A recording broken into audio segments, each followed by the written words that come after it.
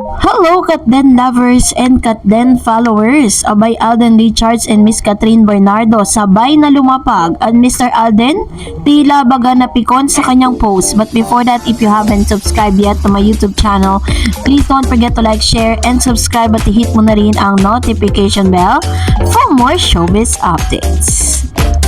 Bago tayo of course magpatuloy sa ating updates for today's video, nais ko pong pasalamatan kayo for always watching and trusting this channel. Thank you so much sa inyo pong panonood at sa inyo pong pagsubaybay. So abang na abang po tayo ngayong araw dahil ngayon po ay nagaganap ang live streaming ng Body of Work kung saan i-feature po ang ilan sa mga celebrities na galing po sa GMA7 na GMA Sparkle at nirepresenta naman ni Miss Catherine Bernardo ang mga kapamilya. Kasama din dito ang SB19. Sabay din na lumanding itong si Miss Catherine at Alden Richards at sabay din po silang nag-post kung saan yung kaganapan po ngayon sa bench body. So talagang ngayon po talaga yung tinakdang araw at oras kung saan sila po ay magkasama at ngayon ay nagaganap po yung kanilang live, no? Ito po alam ko po kasi 6:30 po siya nagsimula, tapos sa live naman sa Facebook ay magsisimula siya ng 7:30. So nagsa-start na po siya ngayon, pero puro interviews pa lang po yung nagaganap, ano. Talagang kaabang-abang ang mga pasabog ngayon ng Body of Works ng bench dahil makikita natin dito kung magkasama bang rumampa si Catherine at si Alden Richards kasi sila yung heart nito sila yung pinaka-ambassador ng nasabing brand, ano, ng bench. At the same time, kaibigan po ni Miss Catherine Bernardo si Bench po yung may-ari ng bench, diba? So kaya naman abang-abang po tayo sa mga kaganapan. Ang masaya lang, syempre, finally, magkasama sila sa isang project ngayon. At the same time, isa po ito sa mga manifestasyon na talagang inaabangan pa rin talaga ng mapakaraming Pinoy, hindi lang dito sa Pilipinas, maging sa abroad, si Catherine at si Alden Richards. Marami din, kasama din dyan si Miss Piang, ano, na isa sa mga big winner po ng PBB. Ayan, ito po yung ilan sa mga kaganapan. Ipinost po yan sa IG account ni Miss Catherine Bernardo, kung saan talagang ready na po ang bawat isa sa pagrampa para po dito sa bench Body of Work at inaabangan natin kung anong magiging ganap, no, ngayong gabi. At sabi nga ng ilan ay talagang sobrang pinaghandaan ni Miss Catherine at ni Alden Richards. Nakita nyo naman po kung paano mag-workout ang isang Alden Richards. Dahil syempre, ano po yan maghuhubad sila dyan. Hindi ko lang alam kung mag-underwear lang si Mr. Alden Richards. Yun ang hindi ko alam. Pero, kasi dati parang topless lang siya. Pero meron naman siyang pambaba, no? Pero ngayon, di ko alam kung paano po nila ipipresent si Alden bilang isa sa mga brand ambassador ng nasabing ito pong bench Body of Work na stream, no, live stream nila. So anyways, ito na, pag-usapan din natin ito kasi last March 19, 2025 nag-post po si Mr. Alden Richards ng isang cryptic post, ano, kung saan para tila baga napikon itong si Mr. Alden Richards dun sa mga umeepal. Ganun po yung laman ng balita. Matatandaan po ninyo na naglabas din po siya ng kanyang sariling cryptic post na mind your own business na sinasabi ng Feb 24, 2025. Ngayon naman, ito naman pong inilabas niyang panibagong cryptic post ay talagang sabi dyan, pinag-usapan yung dati. Muli na namang nagpakawala si Alden Richards ng cryptic post sa kanyang X or social media account. Say niya, no need to comment on my journey, just enjoy your own. Dahil sa kanyang hugot, nagbigay daan agad ang kanya-kanyang opinion ang mga netizen na maibahagi ito sa isang portal.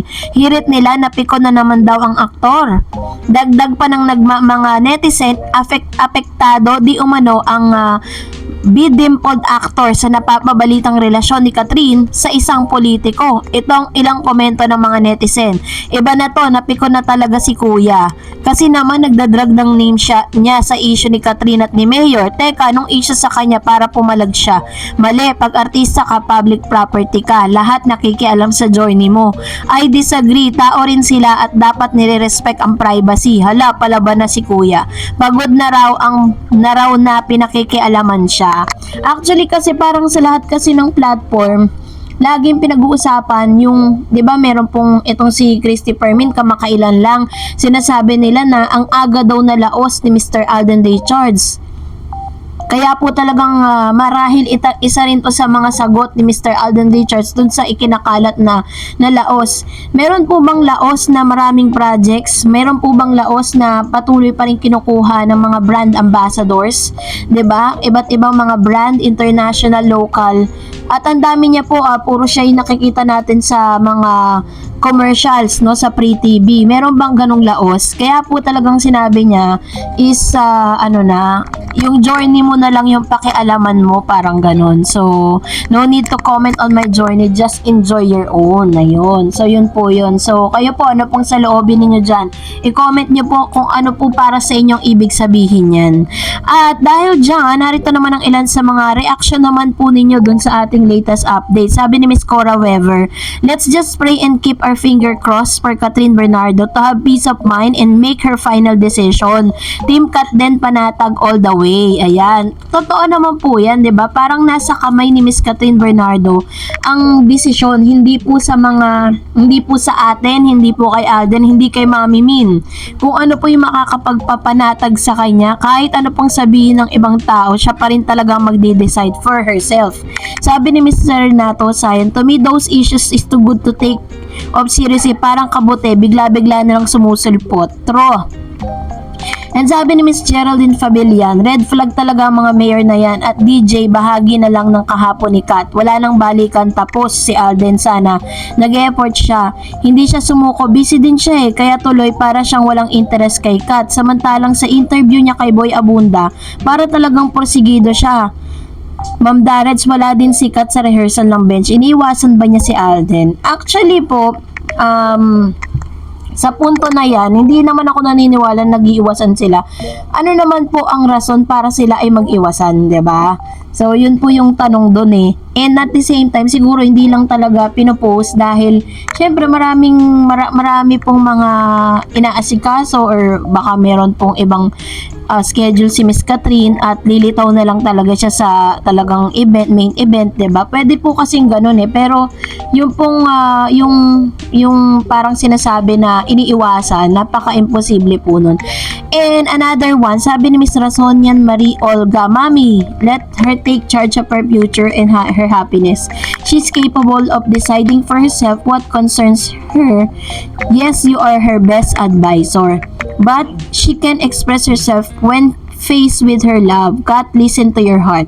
Yun. So, yun lang naman yung pwede nating maipayo kay Miss Catherine Bernardo. Kailangan lang niya pakinggan talaga at sundin kung ano talaga yung gusto niya. Sabi ni Miss M.A., may bagong story post si Catherine sa group pic. I was wondering kung sino yung inakbayan niya. Yung guy may tattoo na same tattoo ni Ethan sa HLA. So, likely to be late post kung si Alden yun. Ayun.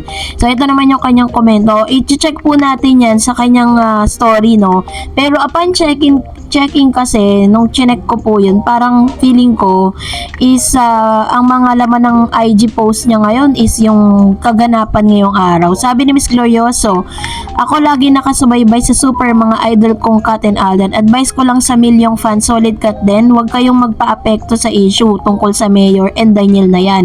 Dahil puro walang katotohanan, super fake, dito tayo sa true love, yun ang Kat din. Yun ang pinaka-genuine, dito tayo mag-focus, wag dyan sa mga panira, mga walang kwenta, mga issue ng walang katotohanan. Hoy, Mr. Oji Diaz and Christopher Min, iba na lang, wag kaming mga diehard Kat din. At saka, come to think of it, kung si Alden nga, mas nauna pa sa kanya, nagsikap, nag-effort kay Catherine. Ikaw pa kaya kung 22, kung tutuusin, mas mayaman, masikat pa kaysa sa'yo sa'yo, Mr. Mayor, si Alden Richards at si Alden, ang super gusto ng family. Actually po, may mga umuugong kasing news na parang yun nga, parang mas boto pa rin ang Bernardo fam dito kay Mr. Alden. And sabi niya, wow, ito lang super wow itong lang mayor. Mayor, even though mayor ka, hindi mo pa rin mapantay ng isang Alden Richards. At I know, Catherine, it's not easy to get. Talagang maghihirap ka muna bago mo pa yes. Sikat ang nag-iisa lang yan. Walang katulad yan. Kaya Mayor, I'm so sorry because Catherine Bernardo's very decent girl. Matalino yan. Kaya alam niya ang pinaka-best for her. So Please, OG Christie yan, hindi nyo maloloko ang mga kasinungalingan nyo, mga million fans ng Katden. Buong mundo ang nagmamahal sa Katden. Alam nyo yan, sa bagay, hindi naman talaga nanalo ang masama sa mabuti.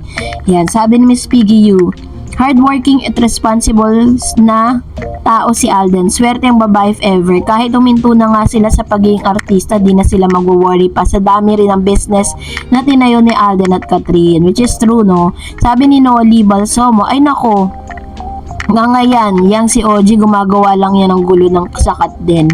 Ayan. Actually po, talagang marami rin talagang mga showbiz critics at showbiz insiders na hindi ganun ka kumbinsido dun sa sinasabi ni Mr. OG Diaz patungkol po dun sa inilabas niyang news.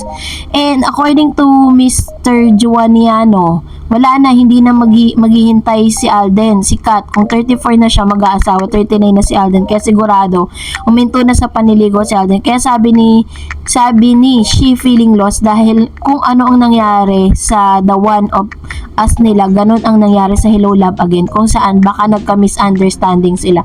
I don't think so, na ganun po yung ganun yung nangyari sa kanila, no? And, knowing Alden Richards, di ba alam naman natin, nakita naman natin sa interview na parang napaka-komportableng kasama ni Miss Catherine. Ano naman pag-aaway nila, hindi pa naman sila magkarelasyon. Sabi ni Miss Flower soon, si Kat hindi yun basta-basta sagutin si Mayor at Alden na yan, wala nang iba forever. Kat din talaga, wala tayong magagawa, go lang tisoy. And sabi niya pa, kung gano'n ang nangyari sa Kat din pa rin forever. Napakaswerte ni Alden para kay Kat dahil boto talaga ang family Bernardo kay Alden. Si Mayor, hindi bagay kay Kat, parang hindi politician si Mayor Alcala, parang bata, hindi family oriented. So ngayon Kat, you stay and to love to Alden. Ayan. So marami talagang mga fan ni Miss Catherine na parang hindi ganun kaboto. Lalo na ngayon nalaman natin yung background nga nitong si Mayor Alcala na parang kada taon nagpapalit siya ng girlfriend. Wala talaga siyang girlfriend na tumagal ng matagal. Ayun. So salamat po sa inyong mga komento. And that's it for today. For more videos and updates, please don't forget to like and subscribe. And please don't forget to follow my Facebook page, Dar Eds TV. God bless everyone!